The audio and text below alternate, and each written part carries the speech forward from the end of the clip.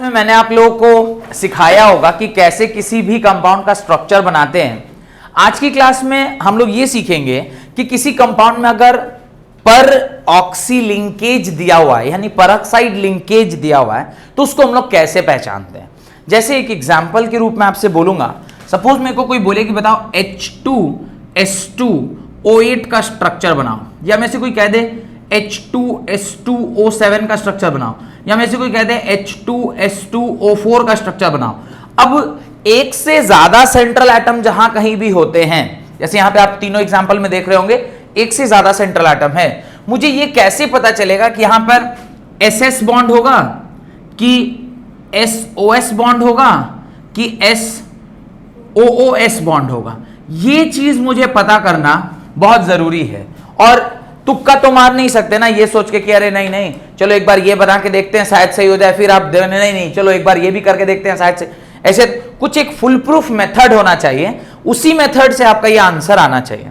लिखें, to check whether a peroxide linkage is present or not, to check whether a peroxide linkage is present or not, उसके अंदर step number one calculate the oxidation state of the central atom, calculate the oxidation state of the central atom। पहला काम आपको यही करना है कि oxidation state को पता करना है। अब मैं आपसे ये बोलूंगा कि चलिए हम लोग एक किसी भी कंपाउंड का ऑक्सीडेशन स्टेट कैसे कैलकुलेट करते हैं वो सीखते हैं। सपोज करिए आपको मैं ये बोल रहा हूं H2S2O8 की ही एग्जांपल लेते हैं, तो जिस भी सेंट्रल एटम जो भी सेंट्रल एटम है उसको आप क्या मान लीजिए, X मान लीजिए। Let the oxidation state of this particular element be X। तो अब हमें क्या करना है, ये जितने भी एलिमेंट इसके सराउंडिंग में है उसको उसकी वैलेंसी के साथ लिखना है। तो 2 into valency of hydrogen is +1 plus 2 into इसका oxidation state is X plus 8 into इसका ऑक्सीडेशन स्टेट इज -2, यानी इसकी वैलेंसी -2 है। और चूंकि नेट चार्ज इसके ऊपर 0 इसलिए हमने से क्या लिख दिया, 0 लिख दिया। 2 plus 2x -16 is equal to 0, 2x -14 is equal to 0, 2x is equal to 14 and x is equal to 7। तो इस पर्टिकुलर कंपाउंड में सल्फर का ऑक्सीडेशन स्टेट कितना है, 7 है। सिमिलरली अगर मैं इन दोनों का भी आपसे कहूं कैलकुलेट करने के लिए कि H2S2O7 में आप कैलकुलेट करिए, तो आप इसको क्या मान लेंगे, x मान लेंगे। इसको सॉल्व कर दें, 2 into 1 plus 2 into X plus 7 into -2 is equal to 0, 2 plus 2x -14 is equal to 0, 2x -12 is equal to 0, 2x is equal to 12 and x is equal to 6। Similarly इसका अगर कोई आपसे कहे तो भी कैलकुलेट करके देखते हैं। 2 into 1 plus 2x plus 4 into -2 is equal to 0, 2 plus 2x -8 is equal to 0, 2x -6 is equal to 0, x is equal to 6/2 that is equal to 3। so x is equal to क्या आ गया, 3 आ गया। आप इस तरह से किसी भी कंपाउंड का ऑक्सीडेशन स्टेट क्या कर सकते हैं, पता कर सकते हैं। तो एक आध एग्जांपल और करिए जिसमें आप ऑक्सीडेशन स्टेट निकालें एंड देन बताएंगे रूल। सेकेंड रूल क्या है कि कैसे आप ऑक्सीडेशन स्टेट से पता करेंगे कि वहां परऑक्साइड लिंकेज होगा कि नहीं होगा। एग्जांपल लिखें, H2SO4, calculate the oxidation state of H2SO4। H2SO4 में सल्फर का ऑक्सीडेशन स्टेट क्या होगा ये जरा चेक करके बताइए। H2SO4 में 6, H2SO4 में ऑक्सीडेशन स्टेट 6 आ रहा है, सबका आ रहा है। क्या किया आपने, 2 into hydrogen plus x plus 4 into -2 और उसको जब 0 के बराबर किया, as there was no charge, तो वो क्या आ गया, 6 आ गया। नेक्स्ट लिखिए, ClO4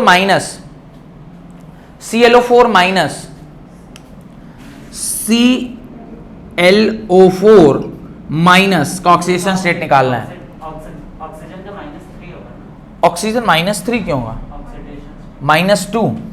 क्लोरीन का क्या होगा, 1 इंटू -1 प्लस 4 इंटू अच्छा आपको तो क्लोरीन का निकालना है, तो इसको आपने क्या मान लिया, x मान लिया।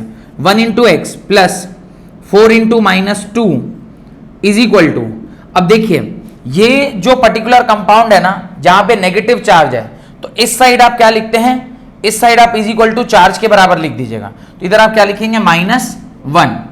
ठीक है, सॉल्व कीजिए, बताइए क्या आ रहा है। x -8 is equal to -1, x -8 is equal to, ये -1 उधर जाएगा तो प्लस हो जाएगा, यानी x is equal to -1 plus 8, और जो सॉल्व किया x is equal to +7 is the oxidation state of chlorine. x का वैल्यू कितना आ रहा है, 7 आ रहा है। तो ये आपको क्या रखना पड़ेगा, ध्यान रखना पड़ेगा। इस तरीके से एक आध एग्जाम्पल और सॉल्व कीजिए जहां पे आपको ये पता चले कि कैसे ये और फर्दर सॉल्व होता है। लिखें H3PO4, H3PO4, नेक्स्ट लिखिए H3PO4, H3PO4, H3PO4, अगला लिखें H3PO4, राइट, H3PO4। इसका फास्फोरस जो आपका सेंट्रल एटम है उसका आप ऑक्सीडेशन स्टेट निकाल के दिखाएं। ऑक्सीडेशन स्टेट इज H3PO4 का 5 आ रहा है, वेरी गुड, सबका 5 आ रहा है, everybody is getting 5 as the oxidation state. Next H2O2, next H2O2, H2O2 oxygen का, H2O2 ऑक्सीजन का ऑक्सीडेशन स्टेट निकालें। इस केस में कितना आ रहा है, -1 आ रहा है सबका, -1। इसको आप +1 मानोगे, इसे आप माइनस, इसे आप x मान लोगे, ये क्या आएगा, 2 into 1 plus 2 into x is equal to 0, 2 plus 2x is equal to 0, 2x is equal to -2, x is equal to -2/2 and x is equal to -1। ये जो x इज इक्वल टू -1 आया है ना, इसको जरा देखिए, हाइड्रोजन ऑक्सीजन ऑक्सीजन हाइड्रोजन, इसके ऊपर +1 चार्ज, इसके ऊपर +1 चार्ज, इसके ऊपर -1 और इसके ऊपर -1। ये जो इसके ऊपर चार्ज है ना उसी को हम लोग क्या कहते हैं, ऑक्सीडेशन स्टेट कहते हैं। और जहां कहीं भी ऑक्सीजन के ऊपर -1 होता है उसी को क्या बोलते हैं, परऑक्साइड लिंकेज बोलते हैं। उसी को क्या बोलते हैं, परऑक्साइड लिंकेज। जहां पर ऑक्सीजन के ऊपर -1 चार्ज होता है उसको क्या बोलते हैं, परऑक्साइड। जहां ऑक्सीजन के ऊपर -2 चार्ज होता है उसको क्या बोलते हैं, ऑक्साइड। उसको क्या बोलते हैं, ऑक्साइड। जहां ऑक्सीजन के ऊपर -1 होता है उसको क्या बोलते हैं, परऑक्साइड। तो यहां जहां जहां पे ऑक्सीजन के ऊपर -1 चार्ज होगा उसको क्या बोलते हैं, परऑक्साइड। और उस तरह का जो लिंकेज होता है उसको क्या बोलते हैं, peroxide linkage. That is called as peroxide linkage. यहां तक कोई डाउट? तो किसी भी एलिमेंट का आप ये जो लिंकेज है यानी ऑक्सीजन ऑक्सीडेशन स्टेट है वो निकाल लेंगे। Rule number 2, rule number 2, if the oxidation state of central atom, if the oxidation state of the central atom का oxidation state is beyond the range of central atom, is beyond the range of central atom, oxidation state of central atom is beyond the range of central atom, then peroxide linkage is present, then peroxide linkage is present। तब उस case में क्या present होता है, peroxide linkage present होता है।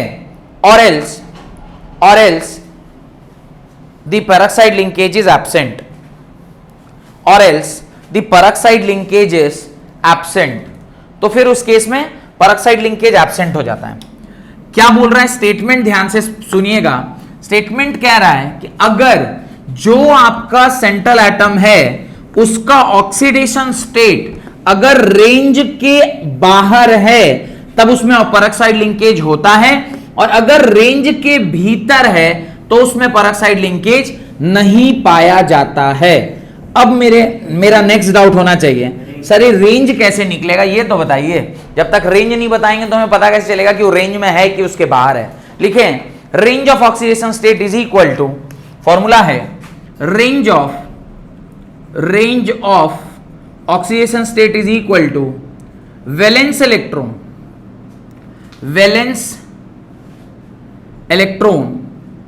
-8 to valence electron 2 valence electron. Range क्या है? Valence electron -8 to valence electron. कुछ एग्जाम्पल लेते हैं, जैसे मैं बोलूं नाइट्रोजन के लिए निकालो, तो नाइट्रोजन का रेंज क्या होगा? Range of oxidation state of a nitrogen is valence electron 5 -8 से लेकर कहां तक होगा? 5 तक, यानी इसका रेंज कहां से कहां लाई करेगा? -3 टू 5, यानी oxidation state of nitrogen will lie between -3 to 5। अगर किसी एग्जाम्पल में नाइट्रोजन का ऑक्सीडेशन स्टेट 6 आ जाए तो इसका मतलब वहां पे पेरोक्साइड लिंकेज होगा या नहीं होगा? होगा, लिखा है, पढ़िए ठीक से। If the oxidation state of central atom is beyond the range, range के बाहर है, तो पेरोक्साइड लिंकेज प्रेजेंट रहता है। एक आध एग्जांपल देख लीजिए, फिर मैं दिखाता हूं। ऑक्सीजन 6 -8 टू 6 -2 टू 6, फ्लोरीन या क्लोरीन कोई भी ले लीजिए, 7 -8 to 7 -1 to 7, sulphur 6 -8 to 6, that is -2 to 6। ये सारे कुछ कुछ एलिमेंट्स के रेंज है। अब जरा ध्यान से बताइए, H2S2O8 जो आपका एग्जाम्पल था, उसमें सल्फर का जो आपने ऑक्सीडेशन स्टेट निकाला था, वो क्या निकाला था?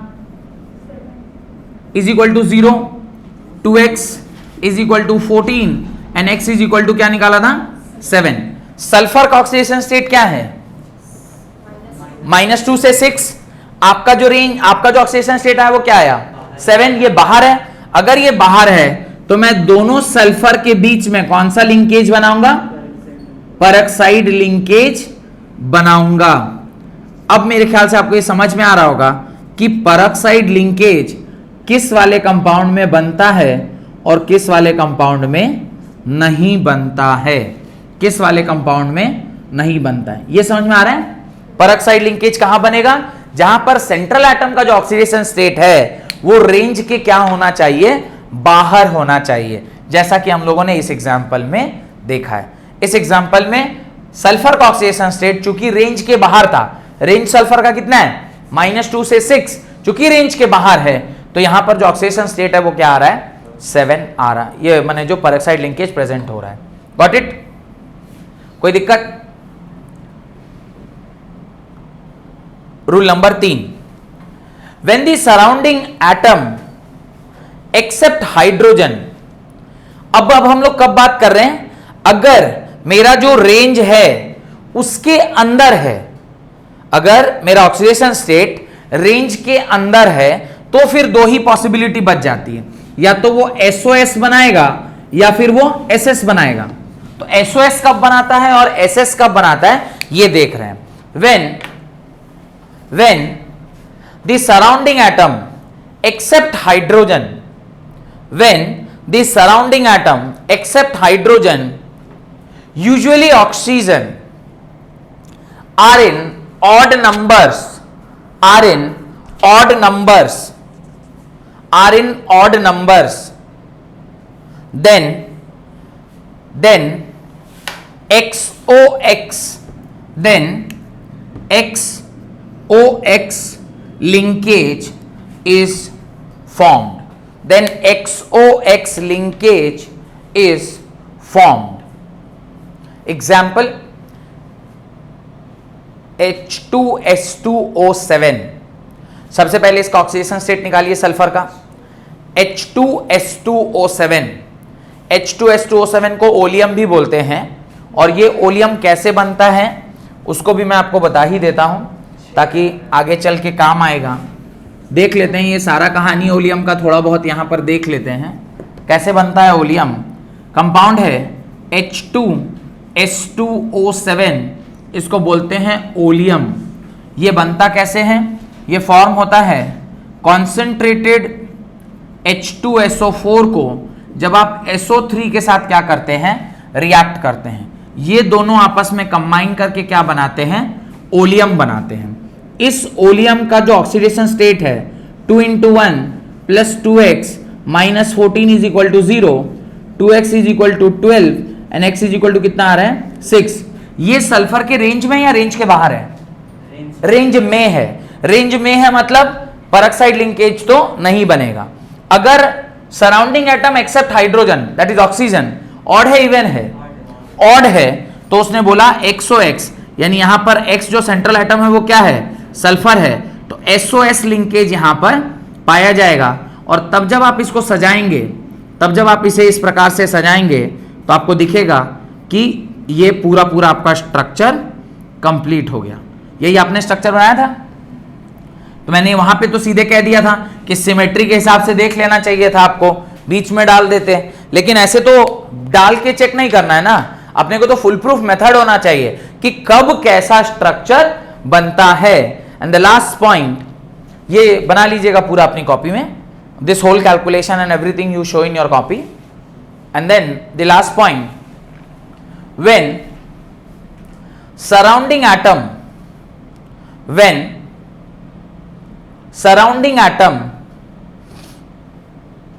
except hydrogen, usually oxygen except hydrogen, usually oxygen is in even number, तो XX linkage is formed, then XX linkage is formed। कौन सा लिंकेज फाउंड होता है, XX लिंकेज। याद रखिएगा ये भी तभी वैलिड है जब आपका ऑक्सीडेशन स्टेट क्या है, रेंज में है, रेंज के अंदर है। अगला एग्जांपल देखिए, H2S2O6, जब मैं H2S2O6 को देख रहा हूं, क्या है H2S2O6, तो इसका ऑक्सीडेशन स्टेट निकालता हूं, 2 + 2x - 12 = 0, x = मेरे ख्याल से 5 आना चाहिए। अगर x 5 है तो ये स्टेट रेंज के अंदर है या रेंज के बाहर है, रेंज के अंदर है। और अगर रेंज के अंदर है तो यहां पे कौन सा बॉन्ड मुझे दिखेगा, SS बॉन्ड, तो ये SS बॉन्ड होगा। ये इस प्रकार से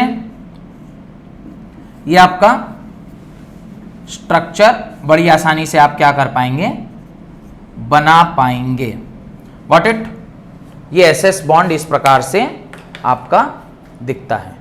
हाँ, जैसे इस वाले क्वेश्चन में सल्फर का ऑक्सीडेशन स्टेट 5 आया, इससे पहले वाले में उसका 6 आया था। हाँ, तो both are in the range of sulphur. नहीं रेंज में है, लेकिन ऑक्सीडेशन स्टेट मतलब कम ज्यादा कैसे हो सकता है ना। Oxidation state is what, oxidation state is the charge, temporary charge which a particular atom holds. जब उसके अगल बगल में कौन आ रहा है, कोई एटम आ रहा है, तो ये टाइप ऑफ चार्ज जो वो होल्ड कर सकता है मैक्सिमम। और अच्छे डिटेल में समझ में आएगा जब आपको मैं हाइब्रिडाइजेशन समझाऊंगा, तब ये और अच्छे समझ में आएगा, क्योंकि वहां पे फिर ग्राउंड स्टेट,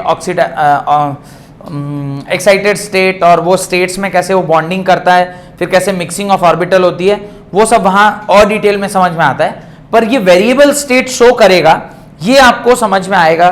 चलिए कोई नहीं, समझा ही देता हूं क्या है इसमें। सपोज करिए ये सल्फर है, सल्फर का नंबर बताइए क्या होता है, 2 और 5। सल्फर इज नहीं आउटर मोस्ट शेल में नहीं, उसके नंबर बताइए, atomic number. Sulphur is oxygen के नीचे आता है, ऑक्सीजन इज 8 + 18 कितना होगा, 32, 8 8 16, मेरे ख्याल से सल्फर का 32 होता है ना, वो तो उसका मास है, 16 होता होगा, 16 होता होगा। अब अगर ये 16 है, इसको देखिए, this is 1s2, 2s2, 2p6, 3s2, 3p4, यही होगा। अब अगर मैं इसके एनर्जी डायग्राम को बनाऊं, तो जब मैं इसके एनर्जी डायग्राम को बना रहा हूं तो ये यहां तक छोड़ दे रहा हूं, ये नहीं बना रहा, सिर्फ 3 बना रहा हूं। और याद रखिएगा 3D पूरा क्या है, खाली है, 3D पूरा खाली है। यहां पर क्या है, 3s2, 3p4 और 3D पूरा हमारा क्या है, खाली है, 3D पूरा खाली है। अब अगर मैं इसी स्टेट में इसकी बात करूं तो ये कितने बॉन्ड बना रहा है, 2 बॉन्ड बना रहा है। अगर 2 बॉन्ड बनाएगा तो इसका एक स्टेट +2 होगा। अच्छा, ये एक्साइट क्रिया, ये एक्साइट करके अगर यहां पहुंच गया तो अब इसके अनपेयर्ड इलेक्ट्रॉन कितने हो गए?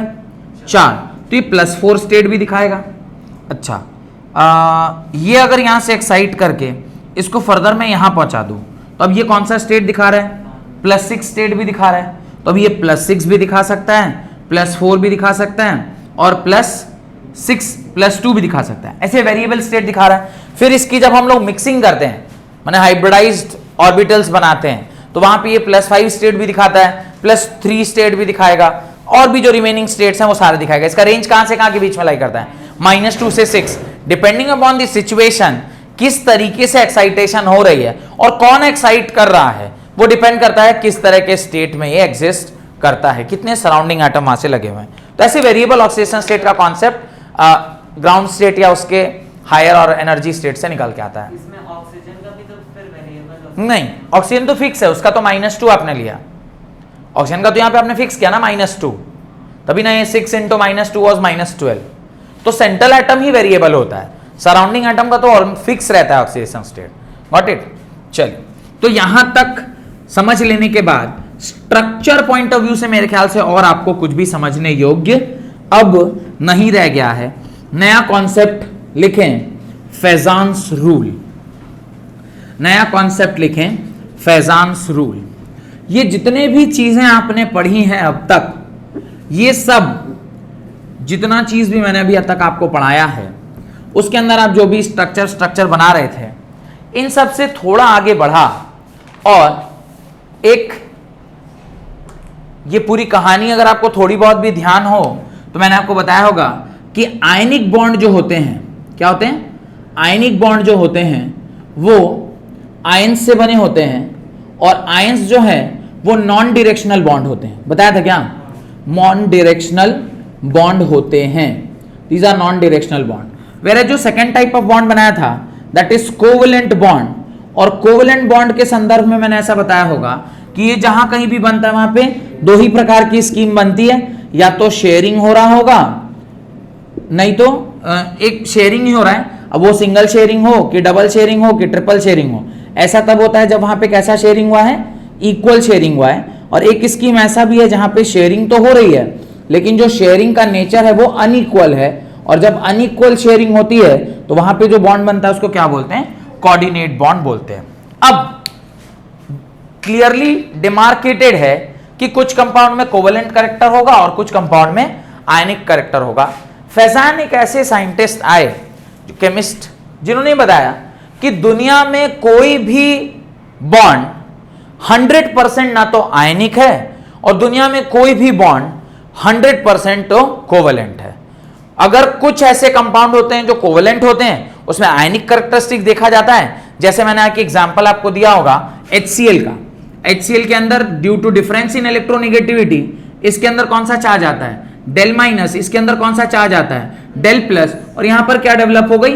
पोलैरिटी। बोले पोलैरिटी तो आयनिक बॉन्ड में डेवलप होना चाहिए, फिर कोवेलेंट बॉन्ड में पोलैरिटी कैसे डेवलप हो रहा है? तो इसका मतलब कहीं ना कहीं कोवेलेंट कंपाउंड्स में आयनिक कैरेक्टरिस्टिक देखने को मिलता है। सिमिलरली जिस तरह से कोवेलेंट कंपाउंड में आयनिक कैरेक्टरिस्टिक देखने को मिल रहा है, ऐसे फेजान ने आर्गुमेंट दिया कि जितने भी आयनिक कंपाउंड हैं उसमें कुछ ना कुछ कोवेलेंट कैरेक्टर होता ही होता है। कोवेलेंट कैरेक्टर आयनिक कंपाउंड में कैसे हो सकता है, ये हम लोगों को समझना है। तो पहले फेजान ने जो रूल बोला है उसको आप लिखिए स्टेटमेंट के फॉर्म में, no bond is 100% ionic. Heading डाल लीजिएगा, फेजान्स रूल बहुत ही इंपॉर्टेंट रूल है, पूरे केमिकल बॉन्डिंग चैप्टर का जान है फेजान्स रूल। नो बॉन्ड इज 100% आयनिक और 100% covalent, full stop. Ionic bonds has some percentage of covalent character. Ionic bonds have some percentage of covalent character, and covalent bonds has some percentage of ionic character. Some percentage of ionic character. Some percentage of ionic character. और कैसे ये कार्यक्रम होता है उसको हम लोग पहले समझते हैं फिर लिखते हैं। सपोज करिए ये एक पॉजिटिवली चार्ज कैटायन है और ये एक नेगेटिवली चार्ज्ड एनायन है। ये दोनों आपस में एक दूसरे के पास आ रहे हैं, क्योंकि पास नहीं आएंगे तो बॉन्ड कैसे बनेगा। अब जब ये थोड़े से एक दूसरे के पास आए तो ये जो पर्टिकुलर नेगेटिवली चार्ज पार्टिकल था इसमें हल्का हल्का क्या आने लग गया, डिस्टॉर्शन आने लग गया। क्यों? क्योंकि जब ये पॉजिटिव चार्ज के प्रेजेंस में आ रहा है तो ये इसको क्या करेगा, अट्रैक्ट करेगा। किसको?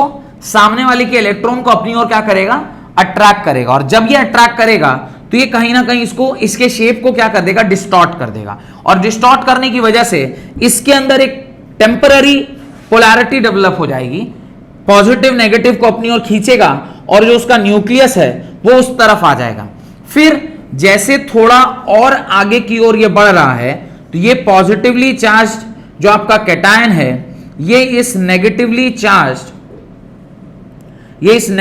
चार्ज जो एनायन था उसके साथ क्या कर लिया, कुछ बॉन्ड बना लिया। ये जो ओवरलैपिंग हो गया, ओवरलैपिंग जैसे ही हुआ इसका क्या मतलब है, इसका मतलब है इसमें कोवेलेंट कैरेक्टरिस्टिक्स, कोवेलेंट कैरेक्टर ये इसके अंदर क्या हो गया, डेवलप हो गया। ये जो एक प्रक्रिया हुई जब एक कैटायन और एक एनायन आपस में एक दूसरे के क्या आ रहे थे, पास आ रहे थे, इसी फेनोमेना को देखते हुए फैजान ने बोला कि कैटायन जब कभी भी किसी एनायन के पास आता है तो वो एनायन को डिस्टॉर्ट करता है, यानी एनायन को पोलराइज कर देता है और उसको पोलराइज करके वो क्या कर लेता है, उसके स्ट्रक्चर को डिस्टॉर्ट करता है। और डिस्टॉर्ट करके जब ओवरलैपिंग होती है तो उसके अंदर क्या सा कैरेक्टर आ जाता है, कोवेलेंट कैरेक्टर आ जाता है। क्योंकि covalent characteristics is directional in nature, और डायरेक्शन मतलब जैसे ही ये डिस्टॉर्ट हुआ, जब तक स्फेरिकल है तब तक वो डायरेक्शनल नहीं हो सकता, लेकिन जैसे ही वो डम्बल डी शेप में आया तो उसके डायरेक्शनल होने की संभावना बनती है। क्योंकि आपने पिछले चैप्टर में पूरा स्ट्रक्चर सारा डिटेल में देखा था, तो वहां पे मैंने आपको समझाया था कि किस तरह से जब एसएस ओवरलैपिंग होती है या एसपी ओवरलैपिंग होती है या पीपी ओवरलैपिंग, कुछ याद है? नहीं, ओवरलैपिंग नहीं बताया होगा, पर वो उसका शेप जरूर बता दिया होगा कि पी शेप जो है वो कैसा होता है, एस शेप जो है कैसा होता है। तो जब कभी भी पी आपस में एक दूसरे से टकराते हैं तो वो सबसे ज्यादा एक्सटेंट ऑफ ओवरलैपिंग होता है, हेड ऑन कोलिजन होने की वजह से। एसएस उतना डायरेक्शनल नहीं होता जितना पीपी डायरेक्शनल होता है, और एसएस और पीपी के बीच में आता है एसपी ओवरलैपिंग। तो ओवरलैपिंग का कॉन्सेप्ट तो खैर वैलेंस बैंड थ्योरी में पढ़ेंगे। अभी फिलहाल आप ये समझिए कि ये जो कैटायन है इस एनायन के जब कभी भी करीब आता है तो उसमें कुछ ना कुछ क्या डेवलप कर देता है, कोवेलेंट कैरेक्टरिस्टिक डेवलप कर देता है, जिसकी वजह से आयनिक कंपाउंड्स के अंदर भी क्या आ जाती है, कोवेलेंट कैरेक्टर आ जाती है। ये पहली बार जिस साइंटिस्ट ने देखा उसका नाम क्या था, फैजान था, और उसी ने ये कहा कि दुनिया में कोई भी बॉन्ड 100% क्या है, आयनिक नहीं हो सकता, या दुनिया में कोई भी कंपाउंड 100% कोवेलेंट नहीं हो सकता। जो आयनिक है उसमें कुछ ना कुछ कोवेलेंट कैरेक्टर होगा और जो कोवेलेंट है उसमें कुछ ना कुछ आयनिक कैरेक्टरिस्टिक्स होगा। तो ये डायग्राम बनाने से पहले वहां एक स्टेटमेंट लिखें, या अगर डायग्राम आपने बना लिया है तो उसके नीचे एक स्टेटमेंट लिखें, when a cation approaches an anion, when a cation approaches an anion, it attracts the electron cloud. When a cation approaches an anion, it attracts the electron cloud of anion towards it. It attracts, when a cation approaches an anion, it attracts the electron cloud of anion towards it.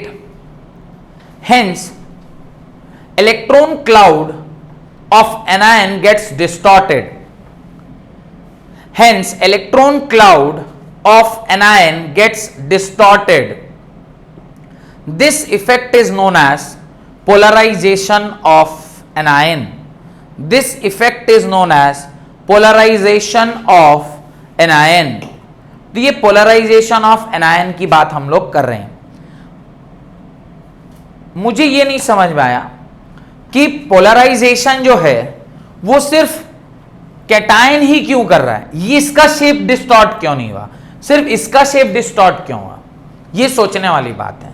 चलिए इस argument को भी समझते हैं। ये diagram बना लिया आप लोग, ये डायग्राम बनाइए, तो फिर इस आर्ग्यूमेंट को समझते हैं कि क्यों कैटायन ही पोलराइज करता है और एनायन गेट्स पोलराइज्ड।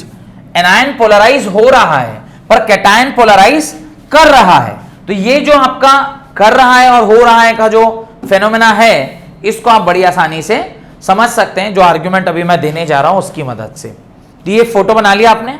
चलिए अब देखिए, मैं इस क्वेश्चन का आंसर आप ही लोगों से निकलवा सकता हूं अगर मैं चाहूं तो। जैसे मैं पूछता हूं कि कैटायन बड़ा होता है कि एनायन बड़ा होता है? कैटायन का साइज बड़ा होता है कि एनायन का साइज बड़ा होता है? कैटायन का साइज बड़ा होता है। अच्छा, और किसी को और लग रहा नहीं कि हाँ नहीं कैटायन नहीं एनायन बड़ा होता होगा? दो ही चीजें हैं, या तो कैटायन बड़ा होगा नहीं तो एनायन बड़ा होगा, कोई ऑप्शन ही है। दोनों सेम रहेगा। क्या बात, ये तो मतलब दिल जीतने वाली बात बोल दी आपने, दिल ही जीत लिया आपने तो ये बोल के। अब देखिए कैटायन मतलब, मैं सोडियम का एग्जांपल लेता हूं कैटायन के केस में, क्योंकि ये आपके दिल के करीब है। इसका ओरिजिनल कॉन्फ़िगरेशन होता है 281। मैंने एक इलेक्ट्रॉन इसमें से निकाल दिया, जो एक इलेक्ट्रॉन यहां पर था उसको मैंने यहां से क्या कर दिया, बाहर निकाल दिया। तो बाहर निकालने पर ये 28 हो गया। इसमें प्रोटॉन्स की संख्या अभी भी कितनी है, 11। इलेक्ट्रॉन्स की संख्या आफ्टर पोलराइज, आफ्टर चार्ज कितना हो गया, 10। इसमें कोई डाउट है तो बताइए, कोई डाउट है? नहीं। अब जरा क्लोरीन को भी ध्यान से देखिए। क्लोरीन का कॉन्फ़िगरेशन होता है 28, ओरिजिनली 7, पर अगर ये एक इलेक्ट्रॉन को एक्सेप्ट कर ले, यानी इसका कॉन्फ़िगरेशन होता है 287, एक इलेक्ट्रॉन अगर ये एक्सेप्ट कर ले तो ये हो जाता है 288। अगर ऐसा होगा तो इसे नंबर ऑफ प्रोटॉन्स की संख्या कितनी होगी, 17, और नंबर ऑफ इलेक्ट्रॉन्स की संख्या कितनी होगी, 18। This is the number of proton and this is the number of electrons. Protons कहां प्रेजेंट होते हैं? प्रोटॉन्स प्रेजेंट होते हैं इनसाइड द न्यूक्लियस। प्रोटॉन कहां प्रेजेंट है, इनसाइड द न्यूक्लियस। प्रोटॉन्स के अंदर 11 पॉजिटिवली चार्ज पार्टिकल हैं और न्यूक्लियस के अंदर, और 10 इलेक्ट्रॉन उसके बाहर हैं। तो प्रोटॉन्स की संख्या ज्यादा है और इलेक्ट्रॉन्स की संख्या कम है, तो ये प्रोटॉन इस इलेक्ट्रॉन को ज्यादा अपनी ओर खींच के रख पाएगा। इस आर्गुमेंट के साथ आप सहमत हैं क्या, कि चूंकि अंदर पॉजिटिवली चार्ज पार्टिकल की संख्या ज्यादा है तो इलेक्ट्रॉन्स को वो अपनी ओर ज्यादा खींच पाएगा, जिसको हम लोग Z इफेक्टिव बोलते हैं। बाद में बताऊंगा what is Z effective. Effective nuclear charge, effective nuclear charge के बारे में बताया होगा, what is an effective nuclear charge. तो इसका इफेक्टिव न्यूक्लियर चार्ज क्या होगा, ज्यादा होगा। वेयरएज जब मैं इसकी बात करूं क्लोरीन की, एक तो इसका शेप भी बड़ा होगा क्योंकि इसके तीसरे शेल में 7 इलेक्ट्रॉन है, अंदर क्या प्रेजेंट है, 17 प्रोटॉन, और बाहर कितने हैं, 18 इलेक्ट्रॉन। 17 को तो खींच लेगा, लेकिन कुछ एक इलेक्ट्रॉन जो है इसके लिमिट से बाहर की कहानी में चल रहे हैं, यानी इसको खींचना रिलेटिवली उतना आसान नहीं है जितना आसान एक कैटायन को अपने आउटर मोस्ट सेल को खींचना था। इसकी टेंडेंसी है अंदर जाने की, इसकी टेंडेंसी है बाहर जाने की, तो साइज किसका बड़ा होगा, एनायन का कि कैटायन का? ऑब्वियसली एनायन का। तो size of anion will be greater than size of cation. Size के रेस्पेक्ट में अगर हम बात करें तो एनायन का साइज बड़ा होता है विथ रेस्पेक्ट टू कैटायन। पहला। दूसरा, फर्स्ट पॉइंट। सेकेंड पॉइंट, इसका Z इफेक्टिव यानी इफेक्टिव न्यूक्लियर चार्ज, इसका इफेक्टिव न्यूक्लियर चार्ज भी क्या होता है, ज्यादा होता है, जिसकी वजह से ये बड़ी आसानी से क्या कर सकता है, सामने वाले को डिस्टॉर्ट कर सकता है। इसलिए कैटायन हमेशा पोलराइज करता है और एनायन हमेशा पोलराइज होता है। Cation polarizes whereas anion gets polarized। तो वो जो उसकी प्रॉपर्टी है एनायन की पोलराइज होने की, उसको कहते हैं पोलराइजिबिलिटी, और जो कैटायन की प्रॉपर्टी है इसको पोलराइज करने की, that is called as polarisation. तो दो वर्ड लिख रहा हूं मैं, कैटायन से जुड़ा होता है, कैटायन से एक वर्ड जुड़ा होता है, उसको बोलते हैं polarisation. Polarisation, this is the word associated with cation. whereas anion के साथ जो वर्ड जुटा हुआ है उसको क्या बोलते हैं, that is called as polarizability, BILITY, polarizability. anion gets polarizability, यानी anion gets polarized, ये पोलराइज्ड होता है, और ये जो इसकी प्रॉपर्टी है that is called as polarizability. Cation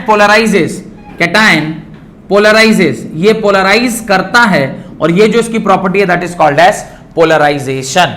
cation polarise करता है और एनायन पोलराइज होता है। यहां तक कोई डाउट है तो पूछिए। नहीं, ये अपनी कॉपी में जरूर समझा लीजिएगा, ताकि कल को जब आप अकेले में किताब पढ़ रहे हो तो आपको याद रहे कि कौन क्या हो रहा है। नहीं तो ऐसे आप उटपटांग आंसर देंगे कि नहीं सर कैटायन जो है वो बड़ा होता है, फिर थोड़ी देर बाद चेंज कर देंगे, नहीं सर कैटायन आयन एक ही साइज का होता है। और अगर मैं एक बार और आंख दिखाता तो आप सही बोल ही देते कि नहीं सर एनायन बड़ा होता है कैटायन से।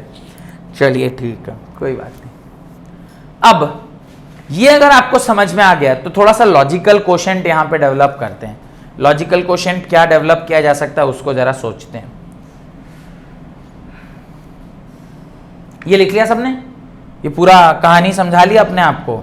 वर्ड जरूर लिखिएगा। कैटायन पोलराइज करता है इसलिए इसके पास पोलराइजेशन की क्षमता है, और एनायन गेट्स पोलराइज इसलिए इसके पास पोलराइजेबिलिटी। ये पोलराइज होता है और कैटायन पोलराइज करता है। There is a difference between polarise होना और पोलराइज करना। Got it?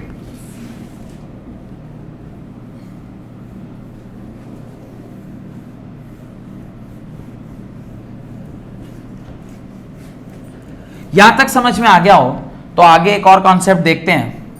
अब फाई एक नया टर्म में डिफाइन कर रहा हूं। This phi is known as polarization.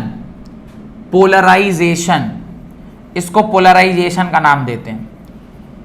Polarisation, polarization is defined by phi, और फाई को हम डिफाइन करते हैं charge by radius. Charge by radius यानी phi is equal to Q by R. ये एक नया टर्म अभी आपको मैं डिफाइन करके बता रहा हूं कि फाई जो है वो क्या होता है, चार्ज बाय रेडियस होता है।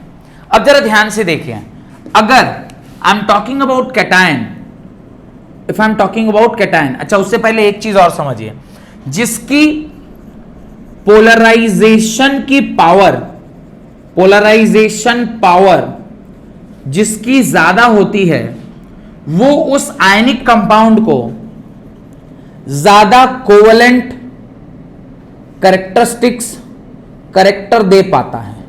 क्या बोल रहा हूं मैं? जिसकी पोलराइजेशन करने की क्षमता ज्यादा है। मान लीजिए मैं ज्यादा अच्छा एनायन को डिस्टॉर्ट कर पा रहा हूं, यानी मैं उतना ज्यादा उसके शेप को, एग्जैक्ट शेप को किसमें कन्वर्ट कर रहा हूं, डिस्टॉर्टेड शेप में। और जितना ज्यादा वो डिस्टॉर्टेड शेप में कन्वर्ट होगा उतना एक्सटेंट ऑफ ओवरलैपिंग ज्यादा, जितना एक्सटेंट ऑफ ओवरलैपिंग ज्यादा होगा उतना ज्यादा उसके अंदर कौन सा कैरेक्टरिस्टिक्स आएगा, कोवेलेंट कैरेक्टर। यानी मैं कह सकता हूं polarising power and covalent character are directly proportional. यहां तक कोई डाउट नहीं? तो एक स्टेटमेंट में लिख लीजिएगा इस बात को, दी पोलराइजेशन पावर, पीपी बोलेंगे अभी के बाद इसको, जब मैं पोलराइजेशन पावर ही बोल दूं, the polarisation power is directly proportional to the covalent characteristic. The polarising power is directly proportional to covalent characteristic. Covalent characteristic. यहां तक कोई डाउट नहीं? पोलराइजेशन का डेफिनेशन, पोलराइजेशन का डेफिनेशन, पोलराइजेशन मींस कैटायन की शक्ति कि वो एनायन को कितना ज्यादा पोलराइज कर सकता है, उसको आप लोग phi is equal to charge by radius के टर्म्स में डिफाइन करते हैं। खैर, ये समझने के बाद मैं स्टेटमेंट में लिखवा दूंगा, आप उसकी चिंता ना करें। ये लिख लिया ना, इसको मैं मिटा रहा हूं। अब जरा ध्यान से देखिए, कैटायन फाई की अगर मैं बात कर रहा हूं तो फाई इज इक्वल टू क्या है, चार्ज बाई रेडियस है।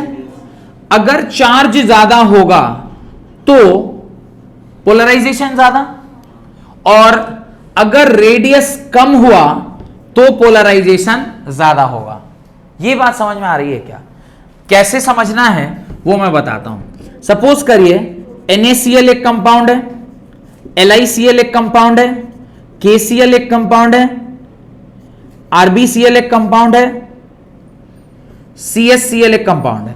ये कुछ कंपाउंड्स दिए गए हैं। इन सबके ऊपर चार्ज की क्या वैल्यू है?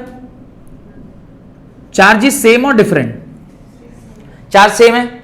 अगर चार्ज सेम है, if this quantity is constant, can I say phi is inversely proportional to radius?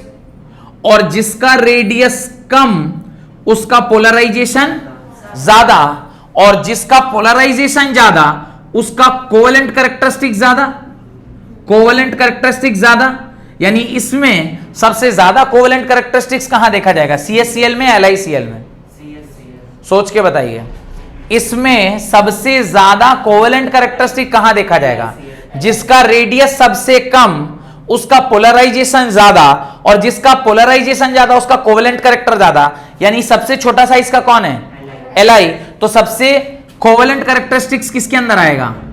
Li के अंदर। तो ये कोवेलेंट कंपाउंड होता है, अब के बाद याद रखना है, और इसके नीचे वाले सारे आयनिक कंपाउंड होते हैं, इसके नीचे वाले सारे आयनिक कंपाउंड होते हैं। इसलिए आपने कभी भी LiCl को ऐसा नहीं लिखा होगा देखे हुए Li plus plus Cl minus, ये हमेशा कैसे लिखा आता है? Li single bond Cl। जैसे HCl आप कैसे लिखते हैं? H single bond Cl। आप कभी भी H प्लस Cl माइनस बहुत रेयरली देखने को मिलता है, जब वो आयनिक की तरीके से टूटता है तभी टूटेगा जब वो एक्वस फॉर्म में होगा। Got it? अब एक सेकेंड आर्गुमेंट बोल रहा हूं, इसको भी जरा देखिएगा। अभी मैं कह रहा हूं NaCl, फिर मैं कह रहा हूं MgCl2, फिर मैं कह रहा हूं AlCl3। इसमें सबसे ज्यादा पोलराइजेशन किसमें देखा जाएगा?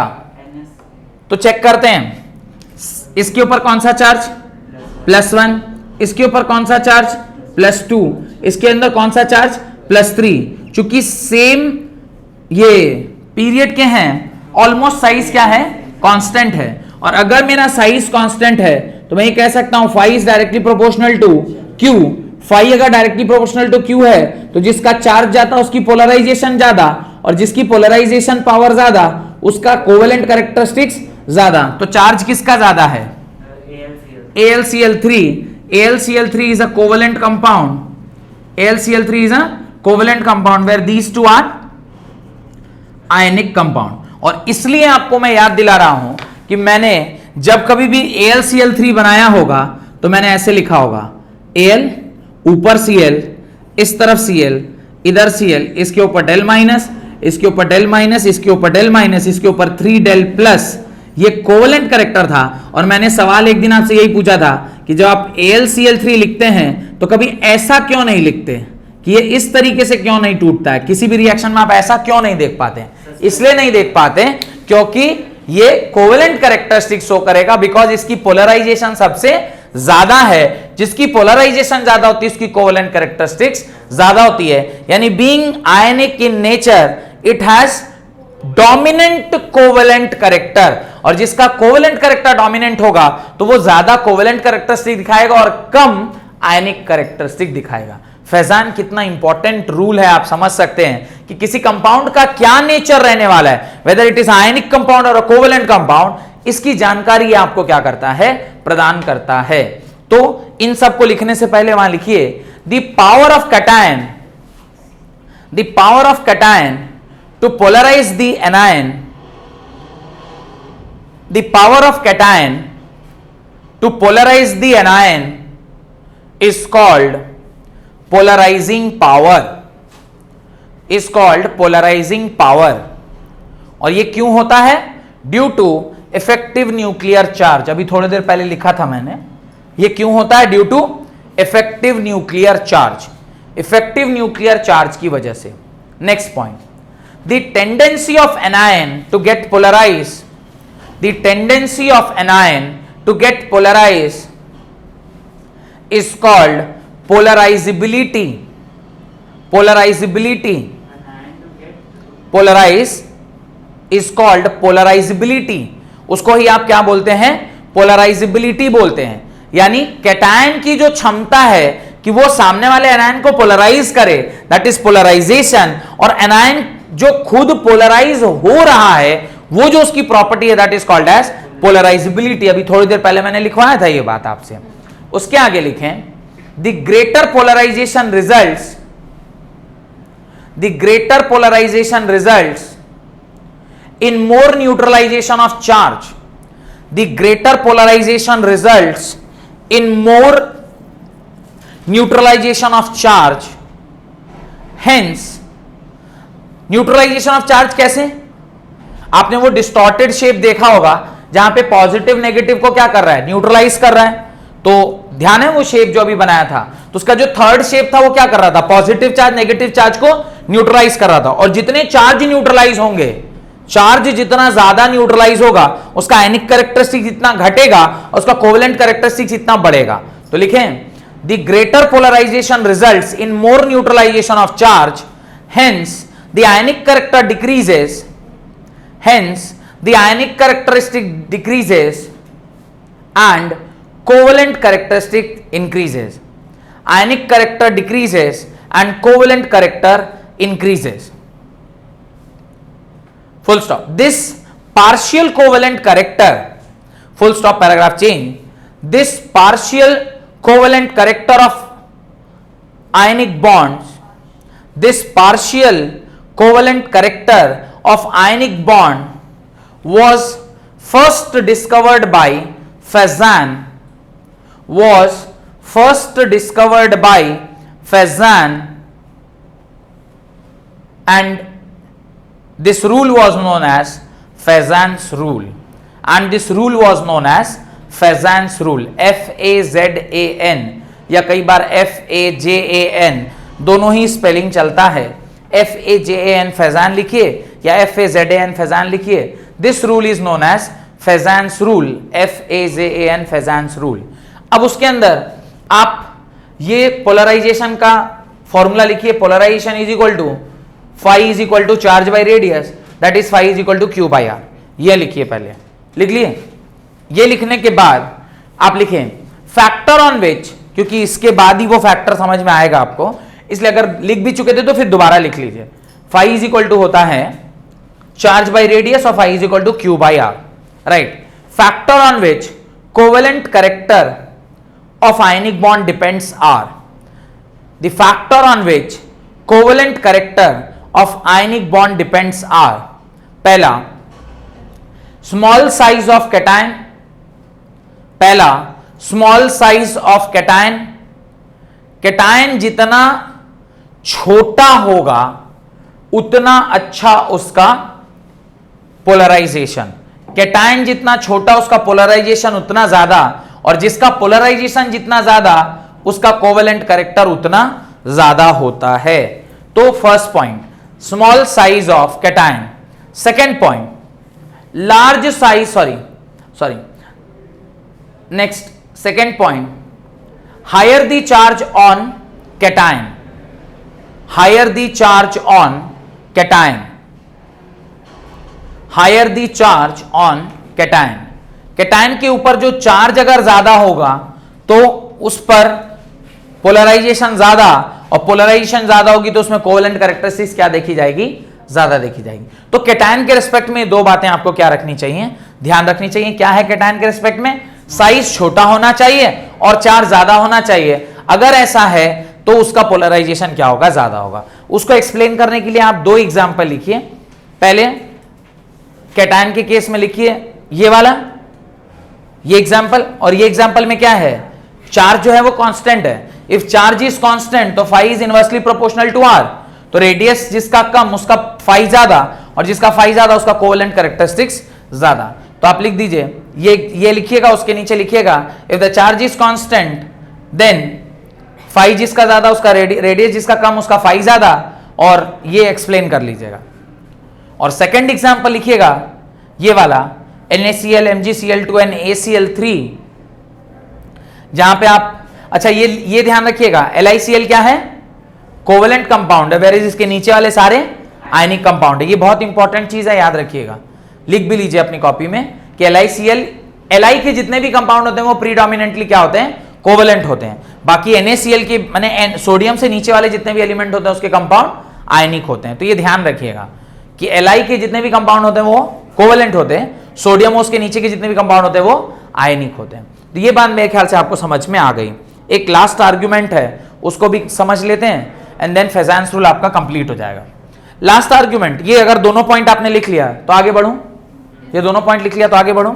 चलिए, ये अगला आर्ग्यूमेंट है, ये तो आपने देखा in terms of what, in terms of cation.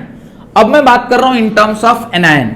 अब एनायन के टर्म्स में अगर मैं बात करूं, ध्यान से देखिएगा, एनायन के टर्म्स में जब मैं बात कर रहा हूं तो एनायन के लिए कहानी एग्जैक्टली इसकी क्या हो जाती है, रिवर्स कर जाती है। Phi is equal to charge by radius, formula तो अभी भी यही होता है, पर जिसका रेडियस ज्यादा होगा, जिसका रेडियस ज्यादा होगा in case of anion, anion में रेडियस ज्यादा मतलब वो खुद का इलेक्ट्रॉन अपने नहीं संभाल पा रहा है, तो बड़ी आसानी से पोलराइज किया जा सकता है। ये मेरा इलेक्ट्रॉन मैं खुद ही नहीं संभाल पा रहा हूं, तो दूसरा तो आसानी से उसे खींच लेगा। तो अगर जो पर्टिकुलर आप एनायन की बात कर रहे हैं उसका साइज अगर बहुत बड़ा है, तो वो आखिरी इलेक्ट्रॉन को खींचना उसके लिए रिलेटिवली मुश्किल है, तो वो खुद का नहीं खींच के रख रहा है, तो कोई दूसरा तो आसानी से उसको क्या कर सकता है, खींच के ले जा सकता है। यानी जिसका रेडियस ज्यादा होता है उसका फाई ज्यादा, और जिसका फाई ज्यादा उसका कोवेलेंट कैरेक्टरिस्टिक्स ज्यादा। तो अगर मैं बोलूं कि एक कंपाउंड लेता हूं जैसे NaI, then NaBr, then NaCl, then NaF, अगर मैं इसकी बात करूं तो यहां पर भी +1 चार्ज है, यहां पर भी +1 चार्ज, यहां +1 चार्ज, यहां +1, यहां -1, यहां -1, यहां -1, यहां -1, चार्ज सेम है, पर जिसका रेडियस ज्यादा उसका फाई भी क्या होता है, ज्यादा होता है, और जिसका फाई ज्यादा उसका कोवेलेंट कैरेक्टरिस्टिक्स भी ज्यादा।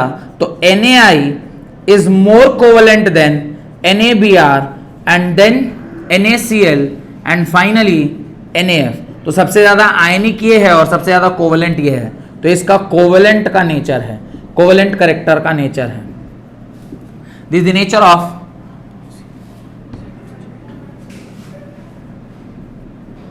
कोवेलेंट कैरेक्टर का नेचर है। नेक्स्ट लास्ट कॉन्सेप्ट, फाई और रेडियस अगर ऑलमोस्ट सेम है तो चार्ज के बीच में क्या रिलेशनशिप है। फाई और चार्ज के बीच का रिलेशनशिप, किसी का चार्ज अगर ज्यादा है, जैसे एग्जांपल लेते हैं, मैं कह रहा Na3N, मैं कह रहा Na3N, मैं कह रहा हूं Na2O, और मैं कह रहा हूं NaCl। सपोज ये तीन आपके पास कंपाउंड दिया गया है, इसके ऊपर चार्ज -1, इसके ऊपर चार्ज -2, इसके ऊपर चार्ज -3। मुझे बताइए ये -1 चार्ज है, यानी इसका इलेक्ट्रॉन ये बड़ी आसानी से संभाल के रख सकता है, क्योंकि इसमें नंबर ऑफ प्रोटॉन्स की संख्या कितनी है, 17, और नंबर ऑफ इलेक्ट्रॉन्स कितने हैं, 18। इसकी बात करूं तो इसमें नंबर ऑफ प्रोटॉन कितने होंगे, इसकी बात करूं तो नंबर ऑफ प्रोटॉन, यहां F ले लीजिएगा तो ज्यादा अच्छा समझ में आएगा, F लेंगे तो ये 7 और ये 8 हो जाएगा, ये होगा 8, ये हो जाएगा 8, इसका होगा 9, इसका होगा 9, और ये हो जाएगा 10। ठीक है, ऑक्सीजन की बात करूं तो ये होगा 8, और इसमें इलेक्ट्रॉन्स की संख्या कितनी हो जाएगी, 8 है, 2 और एक्स्ट्रा आ गया, ये भी 10। और जब मैं इसकी बात कर रहा हूं तो इसमें प्रोटॉन की संख्या 7 है, और इसमें इलेक्ट्रॉन्स की संख्या अभी भी 10 है। अब ये बताइए, ये 7 मिलकर इन 10 को ज्यादा अच्छा खींच सकता है कि 9 मिलकर 10 को ज्यादा अच्छा खींचेंगे, 9 मिलके, तो ये अपने इलेक्ट्रॉन को ज्यादा अच्छा खींच के रख सकता है, पर इसके कंट्रोल के बाहर है, इसके कंट्रोल के बाहर है। अगर इसके कंट्रोल के बाहर है तो ये सबसे अच्छा पोलराइज हो सकता है, और जिसकी पोलराइजेशन ज्यादा, यानी जिसका चार्ज ज्यादा उसकी पोलराइजेशन ज्यादा, और जिसकी पोलराइजेशन ज्यादा उसका कोवेलेंट कैरेक्टरिस्टिक्स भी ज्यादा होगा, और जिसका कोवेलेंट कैरेक्टरिस्टिक्स ज्यादा है वो आसानी से क्या कर पाएगा, पोलराइज हो पाएगा। तो एनायन के केस में जिसका रेडियस ज्यादा वो भी अच्छा पोलराइज होता है, जिसका चार्ज ज्यादा वो भी बड़े आसानी से पोलराइज हो जाता है। ये बात समझ में आ गई। ये 2 एग्जाम्पल अपनी कॉपी में लिखते हुए आप इस कॉन्सेप्ट को अपनी कॉपी में समझा लीजिएगा। यहां पर सबसे ज्यादा कोवेलेंट कैरेक्टरिस्टिक्स कहां देखने को मिलेगा, सबसे ज्यादा कोवेलेंट कैरेक्टरिस्टिक्स यहां पर देखने को मिलेगा, इससे कम और सबसे कम इधर। ये कोवेलेंट कैरेक्टरिस्टिक्स का रिलेशनशिप है। यहां तक समझ में आ गया? तो फिर अगली क्लास में रेजोनेंस और रेजोनेंस एनर्जी के बारे में हम लोग बात करते हैं। बहुत बहुत धन्यवाद आज की क्लास अटेंड करने के लिए।